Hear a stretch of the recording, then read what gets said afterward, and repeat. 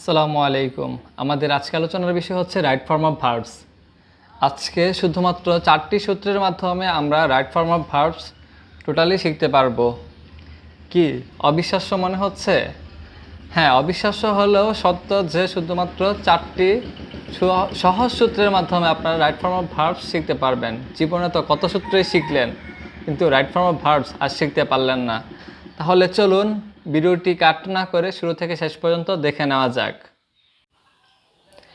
Right form of ভার্বসের সহজ সূত্রগুলোর জানার আগে আমরা ভার্বের কিছু রূপ দেখে নেই। যেমন প্রথমে আছে বেস ফর্ম।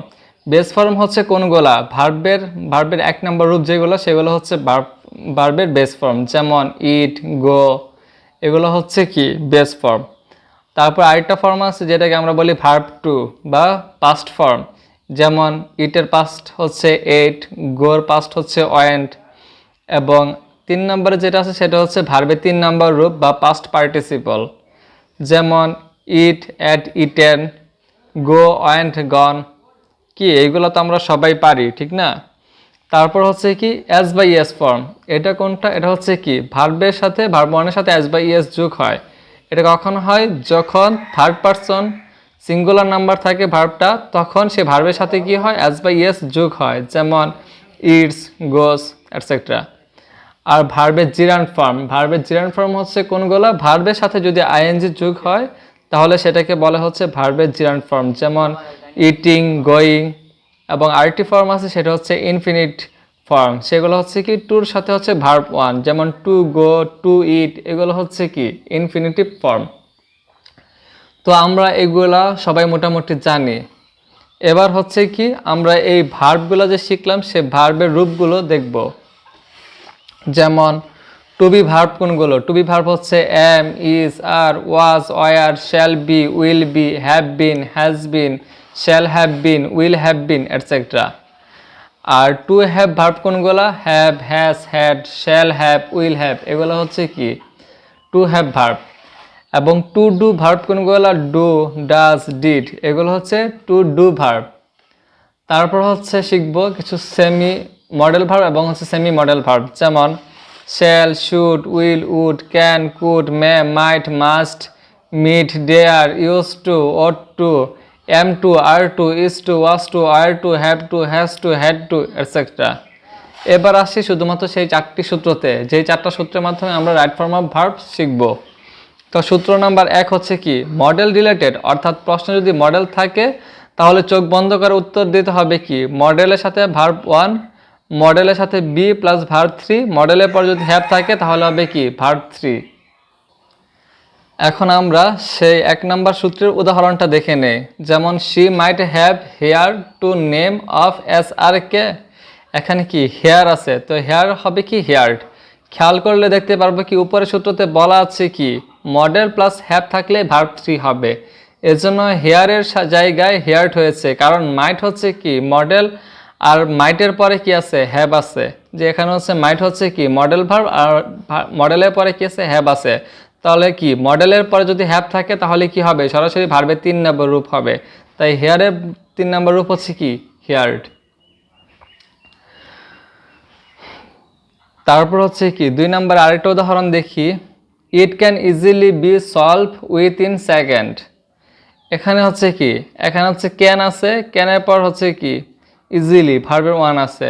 দেখেন এটা তো কি আছে উপরে লেখা আছে মডেল প্লাস হচ্ছে কি বি ভার্ব থাকলে কি হবে? ভার্ব 3 হবে। তাহলে হচ্ছে কি ক্যান হচ্ছে মডেল আর এর সাথে কি আছে? বি আছে। তার মানে কি এটা ভার্বের 3 নম্বর হবে। তাই এখানে সলভের জায়গায় কি হবে? সলভড হবে। এখন হচ্ছে 3 নম্বর উদাহরণটা দেখি আমরা। They must following the rules of behave. এখানে কি হচ্ছে মাস্টের পরে কি আছে? ফলোইং, মডেল আছে, তাই কি হবে? ভার্বের 3 নম্বর ভার্ব 1 হবে। কারণ হচ্ছে কি উপরে বলা আছে শুধু মডেল থাকলে কি হয়? ভার্ব 1 হয়। তাহলে হচ্ছে কি এখানে মাস্ট আছে, এখানে কি ফলোইংটা কি নাই, এটা হচ্ছে কি ভার্বের সাথে আইএনজি যোগ আছে, তাই কি হচ্ছে? এটা ফলো হচ্ছে। এখন হচ্ছে আমরা 2 নম্বর সূত্রে যাই। 2 নম্বর সূত্রে কি আছে? ডু, ডাজ, ডিড সংক্রান্ত যেই সূত্রটা সেটা এখন আমরা শিখব।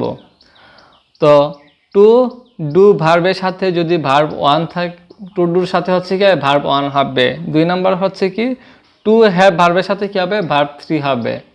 এখন আমরা উদাহরণ দেখি, তাহলে হচ্ছে আমরা সহজে বুঝতে পারবো। যেমন she did not phone me last night, এখানে ফোন হবে কারণ কি উপরে বলা আছে ডু ভার্ব থাকলে কি হয় ভার্ব হয়, যে টু ডুর পরে কি হবে ভার্ব ওয়ান হবে। এখানে হচ্ছে কি ডিড হচ্ছে কি ডু ভার্ব, তাই এখানে পরে কি হয়েছে ফোনের পরিবর্তে ফোন হয়েছে। এখন হচ্ছে কি আমরা 2 নাম্বার একটা উদাহরণ দেখি। Have you ever is in Dhaka, এখানে বিন হবে কারণ কি উপরে বলা আছে টু হ্যাভ এর সাথে টু হ্যাভ ভার্বের সাথে কি হয় ভার্বের 3 নাম্বার রূপ হয়। এখানে যেহেতু হ্যাভ আছে তাই কি হবে এইটার 3 নাম্বার রূপ হবে, তাই ইজের 3 নাম্বার রূপ কি বিন, তাই এটা হচ্ছে কি ইজের পরিবর্তে বিন হবে। এবার আসি 3 নাম্বার সূত্রে। এটা হচ্ছে কি প্রিপোজিশন। প্রিপোজিশন থাকলে কি ভার্ব ওয়ানের সাথে আইএনজি যোগ হবে, শুধুমাত্র একটা প্রিপোজিশনের ক্ষেত্রে আইএনজি যোগ হবে না, সেটা হচ্ছে কি টু থাকলে সেটা হচ্ছে জাস্ট ভার্ব ওয়ান হবে। আর তাছাড়া বাকি যে কয়টা প্রিপোজিশন আছে সব কয়টার সাথে কি হবে আইএনজি যোগ হবে।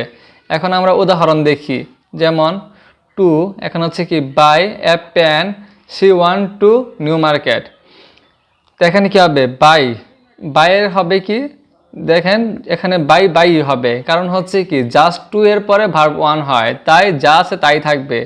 কারণ আগে বলা হচ্ছে শুধুমাত্র একটা প্রিপোজিশন আছে যেটার ক্ষেত্রে কি হয় শুধু ভার্ব ওয়ান হয়, সেটা হচ্ছে কি টু, তাই এখানে বাই বাই থাকবে।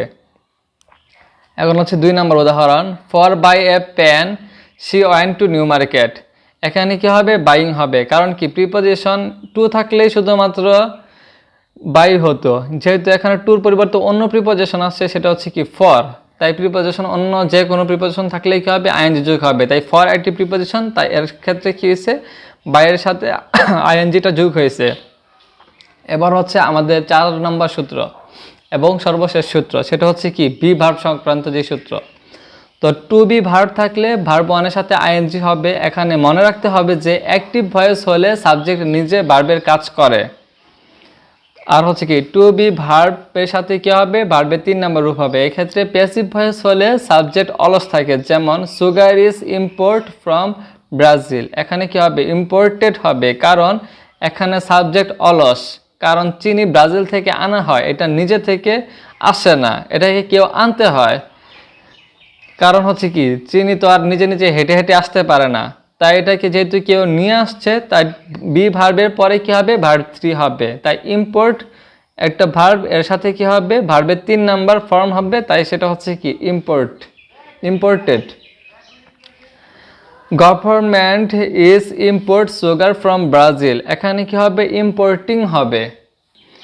এখানে ইম্পোর্টিং হওয়ার কারণ হচ্ছে এখানে সাবজেক্ট নিজে কাজ করে, কারণ হচ্ছে কি গভর্নমেন্ট হচ্ছে এখানে সাবজেক্ট, আর গভর্নমেন্ট হচ্ছে কি চিনিটাকে ব্রাজিল থেকে নিজে আনে, তাই যেহেতু এটা নিজে থেকে আনে তাই সেখানে কি হয়েছে এখানে সাবজেক্ট নিজের কাজ নিজেই করছে।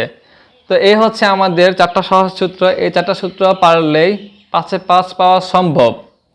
রাইট ফর্মের ভার্বসে যদি 5 নাম্বার থাকে তাহলে এই 4টা সূত্র থেকে আমরা 5-এ 5 পেতে পারি। এছাড়াও যদি আরও একটু বিস্তারিতভাবে জানার জন্য আরও কিছু ফর্মুলা আমরা দেখে নিই, যেমন অনু আর ডগস থাকলে ভার্বের 1 হবে, এখানে ওতে হচ্ছে অফেন, এনতে হচ্ছে নর্মালি, ইউতে হচ্ছে ইউজুয়ালি, আতে হচ্ছে অলওয়েজ, আরতে হচ্ছে রেগুলার, ইতে হচ্ছে এভরিবডি, ডিতে হচ্ছে ডেইলি, ওতে হচ্ছে কি অকেশনালি, জিতে হচ্ছে কি জেনারেলি, এসতে হচ্ছে সামটাইমস, এইগুলো থাকলে হচ্ছে কি প্রেজেন্ট ফর্ম হবে। আর থার্ড পারসন সিঙ্গুলার নাম্বার হলে ভার্বের সাথে এস বা ইয়েস যোগ হবে।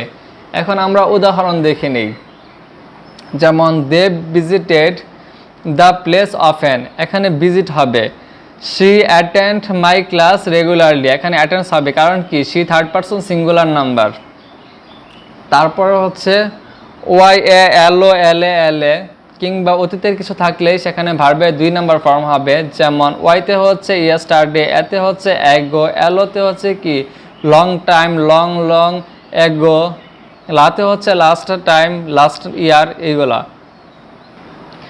উদাহরণ হচ্ছে কি I see him last time, এখানে সির পরিবর্তে কি হবে স হবে, কারণ হচ্ছে কি অতীতের কিছু থাকলেই ভার্ব 2 হয়। তারপরে হচ্ছে কি যে যে A Y L E R S কিংবা এই মাত্র হয়েছে বলে ভার্বের 3 নাম্বার ফর্ম হবে। এখানে যেতে হচ্ছে জাস্ট, পরবর্তী যেতে হচ্ছে জাস্ট নাও, এতে হচ্ছে অলরেডি, এলতে হচ্ছে লেটার, ইতে হচ্ছে ইভেন, আরতে হচ্ছে রেগুলারলি, এগুলাকে বোঝায়। এখন একটা আমরা উদাহরণ দেই। উদাহরণ হচ্ছে কি, I receive your SMS just now. এখানে হ্যাভ রিসিভড হবে কারণ এখানে কি জাস্ট নাও আছে।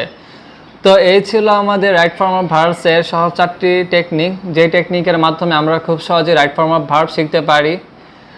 তো আমাদের আজকের ক্লাস এ পর্যন্তই থাকলো। পরবর্তী ক্লাস পেতে এবং আপনি যদি আমাদের চ্যানেলে নতুন হয়ে থাকেন এবং যদি পুরাতন হয়েও যদি আমার চ্যানেলটি এখনও পর্যন্ত সাবস্ক্রাইব না করে থাকেন, তাহলে প্লিজ এখনই চ্যানেলটি সাবস্ক্রাইব করে বেল আইকনটি অন করে দিন, যাতে করে পরবর্তীতে কোনো ভিডিও যদি আমরা ইউটিউবে ছাড়ি তাহলে যাতে আপনারা খুব সহজে তার নোটিফিকেশন পেয়ে যেতে পারেন।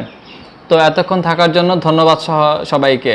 আর পরবর্তীতে আমরা কোন চ্যাপ্টার নিয়ে আলোচনা করলে সবার জন্য সহজ হবে সে বিষয়ে যদি আপনারা অবশ্যই মতামত দিবেন এবং আজকের ভিডিওটি কেমন লাগলো সেটাও কমেন্ট বক্সে জানাবেন। ধন্যবাদ সবাইকে।